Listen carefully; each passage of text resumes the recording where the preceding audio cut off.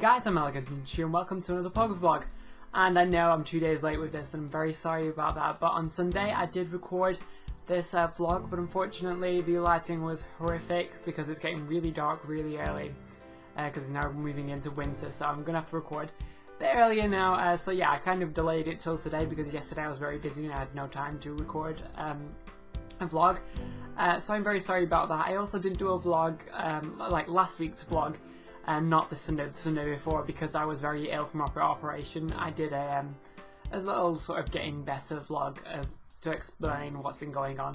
So I'm very sorry about that. I have missed one vlog, but I will be catching up with everything this week, and I should be getting back into my normal order of uploading and recording.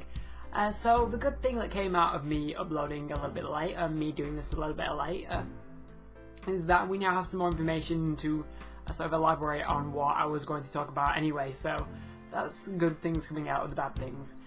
So first of all, I want to mention that the Pokemon Black and White 2 has been released internationally. I think it's been released around the majority of the world by now, because it was released in America a week ago on Sunday, and in the UK and Europe it was released on last Friday, I think. So I've started a Let's Play of that, of White 2. Go check that out if you want to. Only episode 1 has been uploaded so far, but I will be uploading more this week, and I will be simultaneously uploading with Pokemon Black. So yeah, I want to know what you guys think about the game. That will probably be part of the question of the week at the end. But anyway, a Genesect event has been sort of started for the English games and the American games. So and I'm pretty sure for other games around Europe and everywhere else that recently the games have come out in. So what you just do is just go online on your DS and receive gift, and you should get a Genesect. The other thing is it's only level 15, which is probably the lowest level legendary that I've known about. I mean, I know Manaphy and things like that could count as legendaries, but they can breed, so I don't think they would really count as legendaries as much as like Genesect would, because Genesect is sort of like the Darkrai of the 5th generation. Probably gonna get a lot of hate for saying that, because a lot of people do love Darkrai.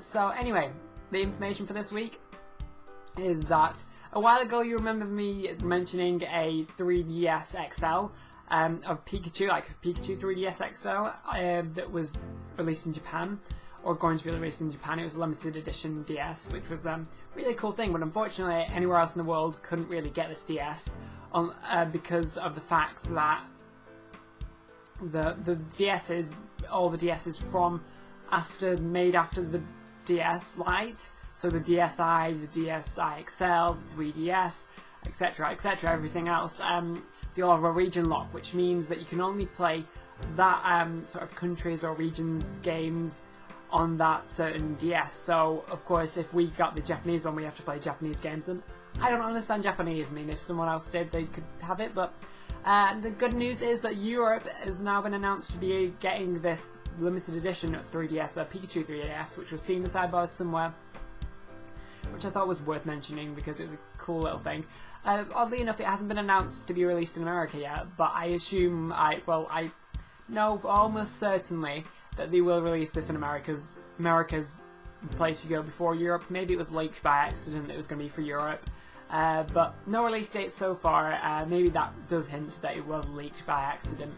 But I do expect them from America, and once they are set for a release date and they're available for pre-order, I advise that if you want one, you go and pre-order it or go and get one straight away, just because they are limited edition, and that means that there are a limited amount of them.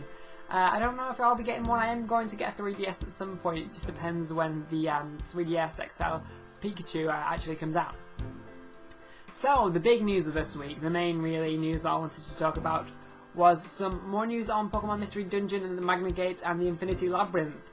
That was a mouthful to say, but I hope they change the name of that for the English versions. I don't know if they will do or not, but that name is very long-winded.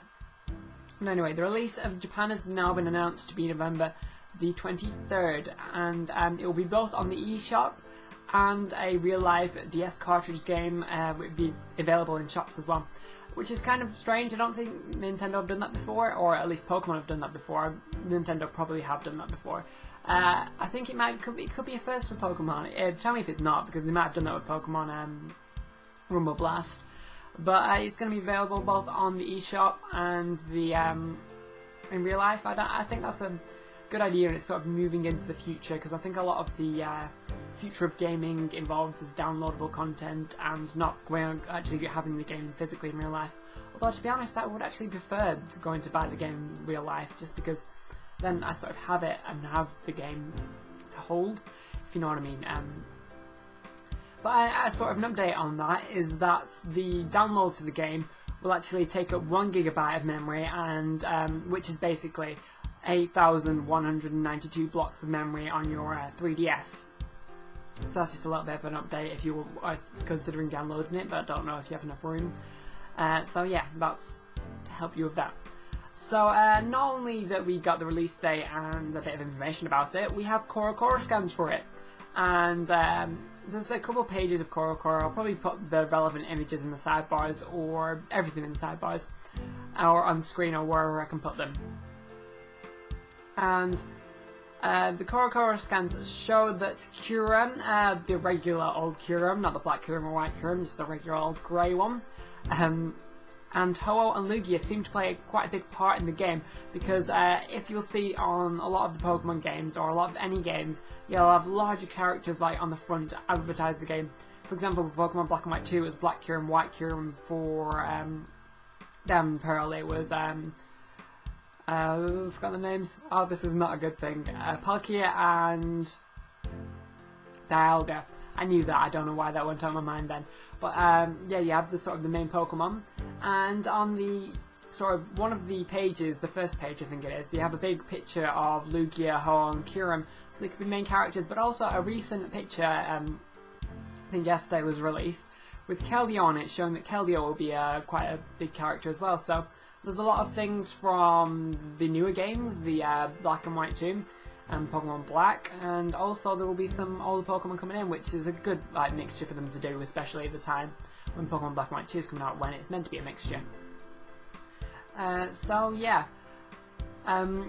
Also, there was a few new shops in the town, and what the new shops include is Victini's Wheel of Fortune and a circular sort of disc sliding game for Beartic. So what the disc sliding game is basically, it's a mini game where you go in and slide discs across ice, and if it's too far it will fall off the edge, or if it's not enough it will not reach the point where you want to get it to. So it's a mini game that you can probably get stuff for doing. So just a few new shops that are included. There's a bunch of other new shops that I'm not going to mention, because there's quite a lot of things for you to find out, and there's a lot we don't know yet.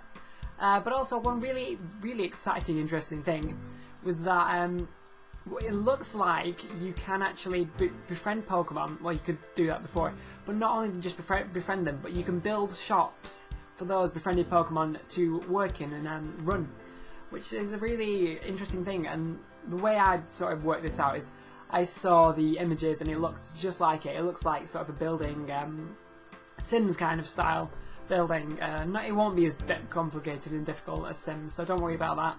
Pretty sure anyone will be able to do it because it is Pokemon. But also Cerebi backed me up on this, and they, or whoever posted it on, who owns Cerebi, they posted that this happens as well. So we can be pretty secure that this is what is going on. I can't imagine it to be anything else, but we can actually build shops for Pokemon that should run. That's a really nifty idea, I suppose. They've upgraded so much since the previous Pokemon Mystery Dungeon. It feels like there should be some intermediate, but there wasn't, because we didn't have a Mystery Dungeon for the early 5th generation of Pokemon Black and White, so a huge step was taken.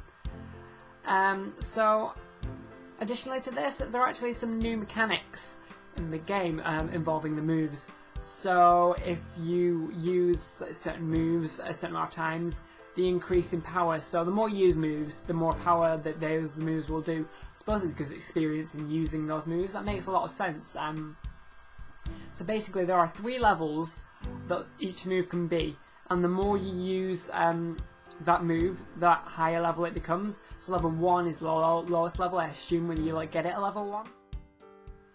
Okay, I'm sorry about that. My laptop died halfway through the video, so sorry about that. I should have been prepared, I should have plugged it in, but I forgot to do that, so I'm very sorry, and I was rushing a bit, so I forgot to do that. So anyway, as I was saying, the moves have 3 different levels of power. So I'm assuming that level 1 is what you get it at. So just naturally you have level 1 move, which is the weakest power, of course, and level 2 is what the move upgrades to after a certain amount of use. For a certain amount of times you've gone and used it, it's a little bit more powerful. And level 3 is the highest level power, and it gets to level 3 by using it quite a lot of times. The most amount of times you can suppose it's set to, if you get what I'm trying to say. So this does mean sort of introduce quite a new few ideas into Pokemon. So for example, if you have move Tackle and it's at level 2 at the start, and you want to learn move I don't know, Takedown or something. A Takedown is usually more powerful than Tackle, and a lot of people prefer Takedown than Tackle because it's more powerful. Although it does recoil and other things, so does it do recoil? I think that's a move that does recoil. So just forget all that. Just imagine that people would usually you choose Body Slam over Tackle. It's Body Slam over Tackle, like I was saying, because Body Slam is more powerful and etc, etc. But the Tackle you would have used more because the Tackle you've had since the start, which could be at level 2 or level 3, and therefore it could actually have more power than the Body Slam, and therefore you could keep the Tackle. And at the moment, for the moment of getting the Body Slam, it would be better to keep the move Tackle and not learn Body Slam. But if you did learn Body Slam and get rid of Tackle, you'd be disadvantaged for the moment, but for later on in the game you would have a more powerful move than you would have with Tackle, if you get what I'm trying to say here. So it does introduce some thought processes you could be thinking about, and all that sort of cool stuff. So really there's not much more information on the Mystery Dungeon, Magnagate and the Infinity Labyrinth. You definitely need to shorten that name for the English. But when any news does come, I will put it in the sidebars, or I will make a video about it if it's sort of minor information. I always put the weekly sort of information or news in the sidebars, so do check that out every week, because I do go over all the bits of information and try to pick out things that you will find relevant and important. And I will update you about everything about Pokemon, Mystery Dungeon, Magnagate, and the Infinite Labyrinth. That's a very long name. So anyway, let's move on to the question of the week. So before I did actually say the question of the week would be about what do you think about Pokemon Black and White 2. But everybody has probably asked that, and I think I've asked that, and it's a pretty boring question for the moment because it's just come out and it's kind of the obvious question. So I'm going to ask, what do you think Pokemon are going to do next? What next games do you think they're going to do? Do you think they're going to do Ruby Sapphire Remake, or even the next generation, Generation 6? Or do you think they could have stopped altogether? I really hope they don't, and I don't think they will, because Pokemon's got huge and really popular. So I think a lot of people will be disappointed if they did that. But yeah, it's very early to be asking this, and they're way too early. I haven't even got through half the game in Pokemon White 2. Which, by the way, I do think is a very good game. I love it so much. It's brilliant, and the music is amazing. I must say Burger's Gym is incredible, and a lot of people have told me that, but I've just got into it, and it's amazing. And the music is really clever. It's like ambient music, but uses the Pokemon sort of gym leader theme, or the gym sort of theme in the background. It kind of mixes the things, it makes it into sort of an ambient music. It's a really good idea, and it's really good music. I love the game, as you can tell from me getting excited about it. So I forgot what I was saying now. That's not a really good thing. Oh yes, so yeah, what do you think they're going to do in the future? I would love them to do a Ruby Sapphire remake, and I've mentioned this before. I've done 3 Ruby Sapphire remake ideas videos, and I think I will do some more if I get some more ideas. Feel free to leave comments about ideas about future vlogs, or even Ruby Sapphire remake stuff, because I will. I'm open to talking about whatever you want, because in past vlogs I've talked about things people have suggested. So it's not like I won't do it, because to be honest I don't get that many suggestions because I'm not too popular. So realistic that I would talk about your idea. So yeah, I will probably do some Ruby Sapphire remake ideas if any news comes around, or anything that I can find comes around. So yeah, I want to say thank you for watching, and I'll see you next week.